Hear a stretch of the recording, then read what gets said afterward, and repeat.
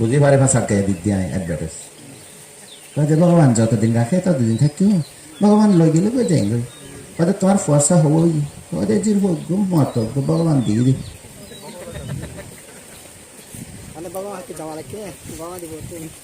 এরা বক্তৃতা দিয়ে যে মানুষ ব্যাপারে অত্যন্ত শুনে গিয়ে ভালো করে উনো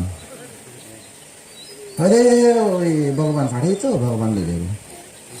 তো এটা মানুষ হইতে নয় তো মা বাবা লই যাবে যে ভগবান খান এটা হান্দি মরে ফুয়াশা এত মানুষ হই না পারে প্রত্যেকে এরকম মারাত্মক গোটা পরিবার না আছে